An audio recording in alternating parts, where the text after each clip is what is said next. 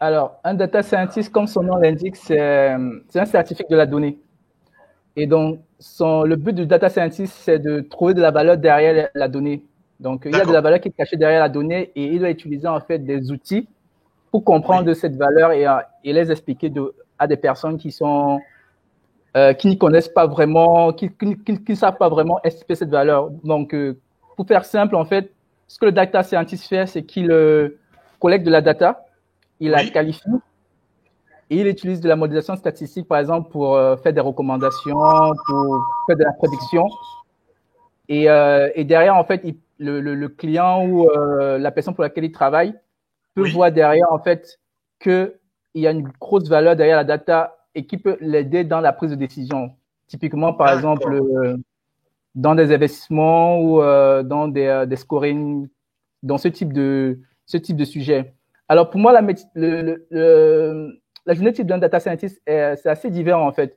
Mais je vais donner un cas assez concret OK. pour faire simple. Premièrement, le data scientist, il doit comprendre énormément le métier, la personne pour laquelle il travaille. Donc, moi, j'étais D'accord. consultant, je devais comprendre en fait la problématique du problème du client. Donc, ça, c'est le premier aspect, vraiment un aspect business et vraiment sens client. Et D'accord. pour cela, il faut organiser des ateliers, des réunions pour vraiment comprendre ce qui se cache derrière la data, pour comprendre le besoin du client. Et ensuite, après avoir bien compris ce besoin, en parallèle, en fait, il faut collecter la data. Donc, ça peut être des data qui sont issus de l'entreprise ou des data externes. D'accord. Et une fois collectées, il faut les qualifier. Donc, il faut voir celles qui ne sont pas pertinentes, celles qu'il faut supprimer. Et derrière, il faut utiliser les mathématiques pour faire de la prédiction, pour faire de la recommandation. Et enfin, et je pense que c'est un élément qu'il ne faut pas négliger, c'est la restitution des résultats. Donc, il faut en fait que le résultat soit suffisamment élégant, suffisamment euh, compréhensible pour que derrière, la personne pour laquelle on travaille puisse comprendre les enjeux. Donc, pour moi, voilà une journée type de data scientist. Donc, beaucoup d'ateliers, de réunions pour comprendre le besoin et au fur et à D'accord. mesure collecter les data et restituer la valeur grâce à la modélisation. D'accord. Donc on peut dire que le matin, il fait la réunion avec le client pour comprendre son métier, comprendre les données dont il a besoin. Et puis on peut dire que l'après-midi, par exemple, il fait un peu d'extraction, il fait un peu de mathématiques. Et puis à la fin de la journée, il peut restituer sous forme de tableau de bord. Ça, c'est une vision très idéaliste parce que, par exemple, les premiers jours ou la première semaine, il peut passer beaucoup de temps d'abord à comprendre la data, en fait, et à Oui, comprendre le besoin du client. d'accord. Et en parallèle, les collecte. Et derrière, même en collectant les données, il peut déjà déceler en fait des imperfections qui peuvent D'accord. aider le client sans même rentrer dans la modélisation en fait. Et, euh, D'accord. et après, en parallèle, il découvre au fur et à mesure le chantier qu'il faut vraiment abattre et il a déjà une idée prédéfinie du modèle statistique qu'il veut implémenter. Et derrière, bah, c'est de montrer au client en fait le ROI, c'est-à-dire le retour sur investissement bah, en fait, de son projet, le projet data. Bon. Ok, moi j'ai d'autres questions. Est-ce que tu peux me donner un exemple concret? Parce que nous, là, on est dans le concret, hein, ici, Jimmy Cotter. Bien sûr. Donc, un exemple concret dans la banque. Donne-moi un exemple concret dans la banque. Un exemple concret de la banque. On va prendre le cas d'une banque qui, imaginons le rôle d'une banque, un des rôles de la banque, c'est de prêter des fonds à des particuliers ou à des entreprises. Oui. Sauf que pour prêter à des particuliers entreprises, il faut elle évalue en fait le risque de défaillance de ces particuliers ou de ces entreprises. En D'accord. gros, elle prête de l'argent, mais en fait, elle va être sûre que derrière, elle puisse récupérer ces fonds.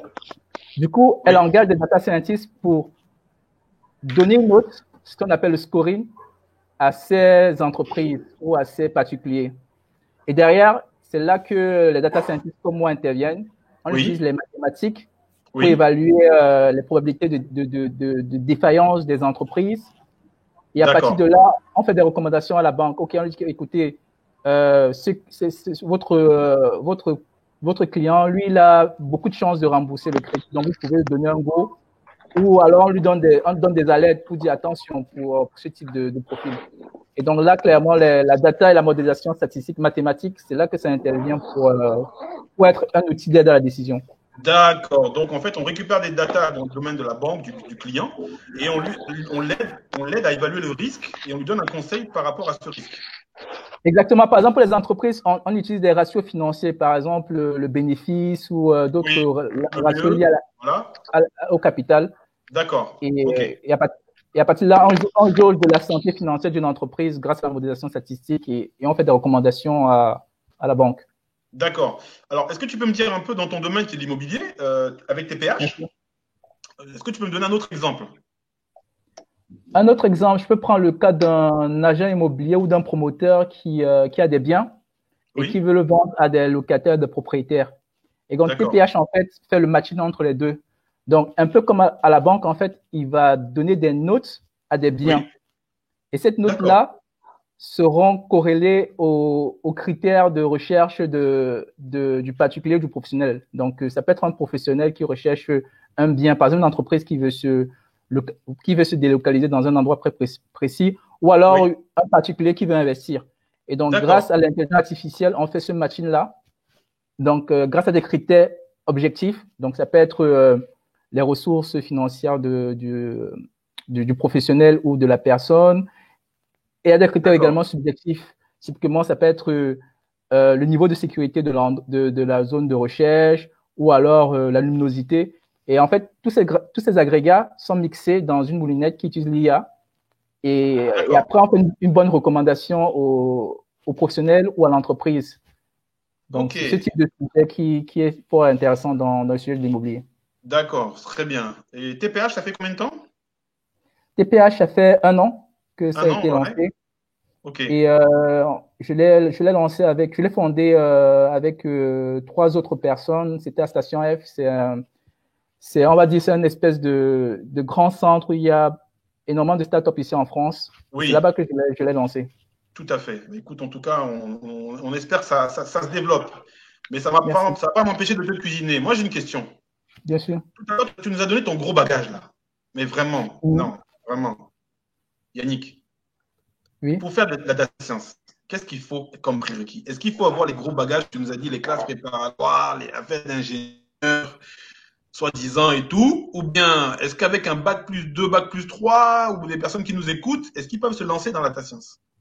Les deux sont possibles.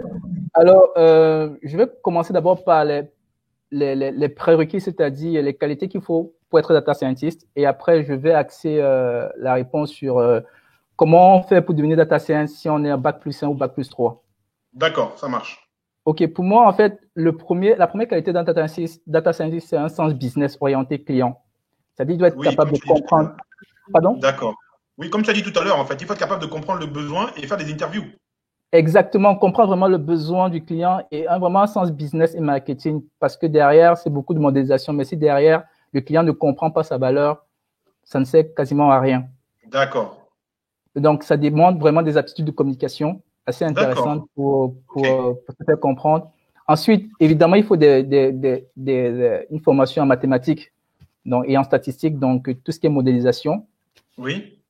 Et enfin, en informatique, pourquoi? Parce que on va devoir coder, par exemple, Oui. utiliser SQL ou d'autres langages pour coder et récupérer les datas.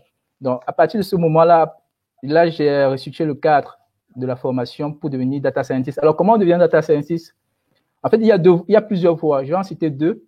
Oui.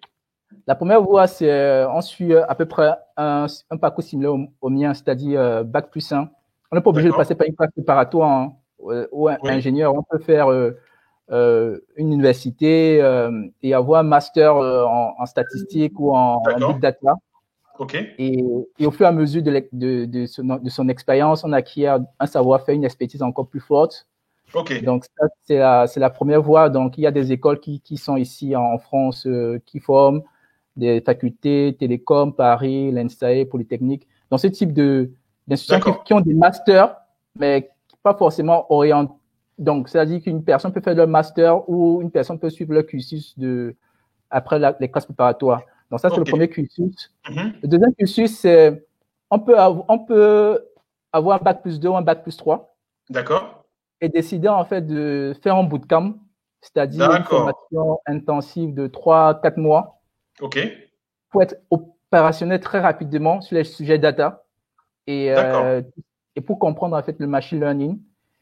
Et après, c'est beaucoup d'expérience sur le temps, en fait, beaucoup de compétences et d'expériences qu'on acquiert au fil des ans, qui va faire qu'en fait, le métier de data scientist sera beaucoup plus facile et beaucoup plus légitime. Pour moi, en fait, D'accord. ça, c'est mon avis. D'accord. Avant de parler un peu de salaire, parce que tu sais que ceux qui nous écoutent, là, ils aiment bien quand on parle d'argent. Tu vois un peu. OK. Voilà. Parce que là, c'est des jeunes. Là, on fait ça pour la jeunesse africaine. La jeunesse africaine, ils aiment l'argent comme nous, tu vois. Donc, ils veulent savoir combien ça gagne le salaire. Ah, c'est Mais juste important. avant, je voudrais que tu me parles un peu de la carrière. C'est-à-dire que OK. quand on démarre data scientist, est-ce qu'on va mourir data scientist? Est-ce que on peut avoir une évolution de carrière? Est-ce qu'on peut changer? Vers quoi on peut évoluer? Et si possible, pour gagner encore plus? Alors, moi, je dirais, il y a beaucoup d'opportunités à partir de la formation data scientist. C'est-à-dire, comme l'humain, il change, donc, il y a Oui. beaucoup de possibilités. C'est-à-dire qu'à la base, en fait, on peut décider de commencer sa carrière en tant que data scientist. Mhm. Après, l'évolution naturelle, c'est devenir lead data scientist, puis head of data. Pour résumer, c'est la personne qui est responsable d'une équipe de data ou d'une pratique data dans une entreprise. Et, D'accord. euh, et après, on peut basculer même et devenir CTO, c'est-à-dire directeur technique d'une grosse société ou d'une start-up, en fait. Du moment qu'on a mené à travailler dans le numérique, dans la data, et qu'on côtoie, par exemple, également des développeurs web ou des data architectes, rien n'empêche d'avoir beaucoup plus de, de bagages et de prétendre à ce type de poste, en fait. Et D'accord. après, on peut même devenir entrepreneur, c'est-à-dire on peut être freelance, on peut lancer sa D'accord. start-up.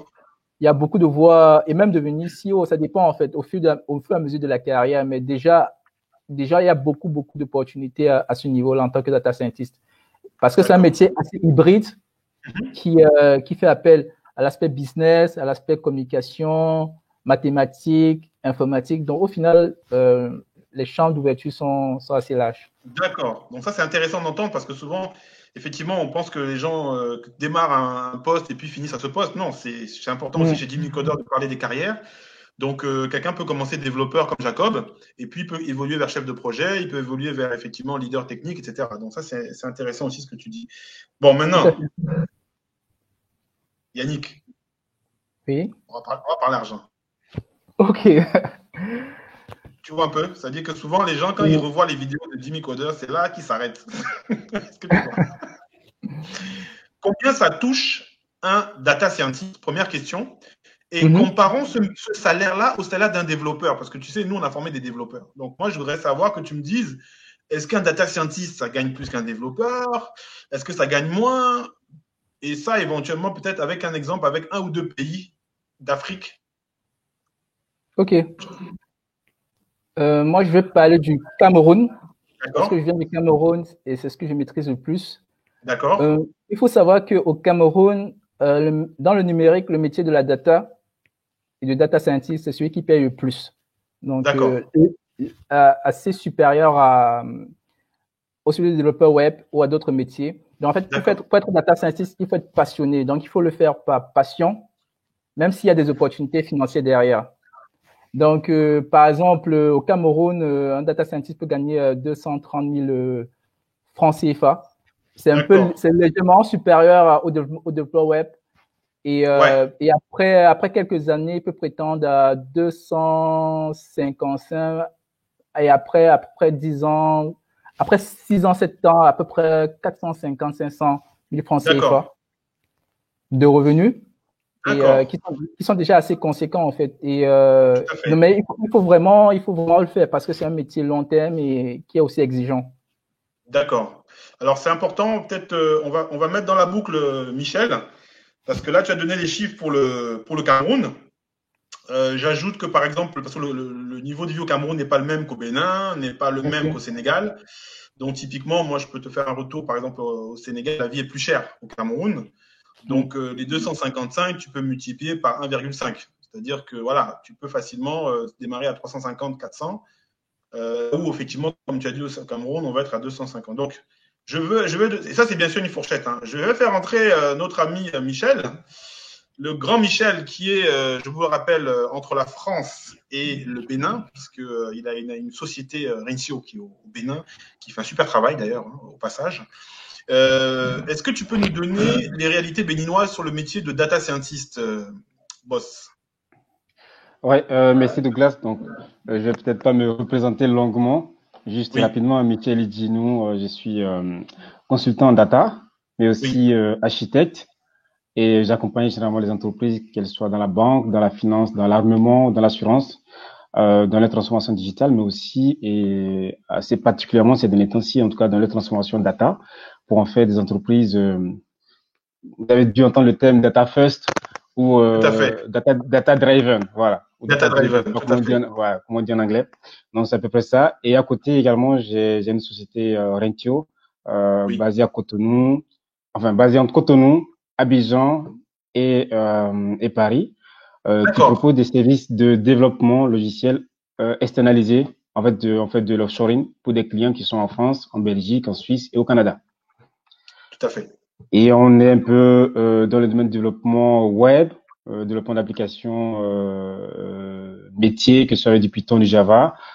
Et on fait du big data et on fait aussi de l'intelligence artificielle dans mes équipes.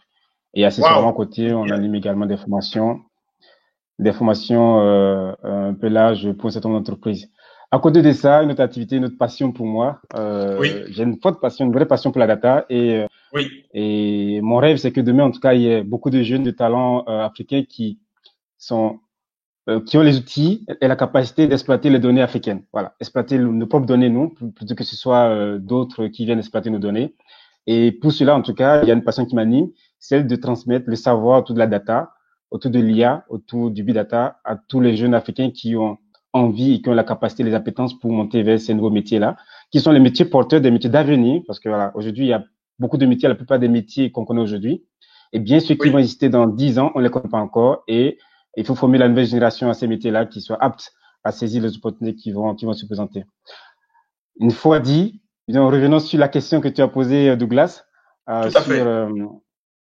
Les sur salaires. comment dit-on, sur les salaires. Donc, voilà, ce qui intéresse les gens. Ah, Combien ça, c'est ça, combien ça, combien ça c'est rapporte. ça, Et c'est c'est ça le vrai de ça. la guerre. On parle de Ah, combien de temps formation, aussi on ça parle de part? data, on Voilà, parle d'IA, tout ça, c'est bien, mais à la fin, ça rapporte quoi? Est-ce voilà, que ça ça te rapporte permet de quoi? payer le loyer? Donc voilà, concrètement, au Bénin, le niveau de vie, c'est pas comme, je pense que c'est légèrement moins cher que Cameroun. Ouais, Les salaires vont aller plutôt de 200 000, même peut-être 250 000 pour les profils très oui, juniors, mais 200 oui, 000 jusqu'à 600 000 pour certains profils assez compétents.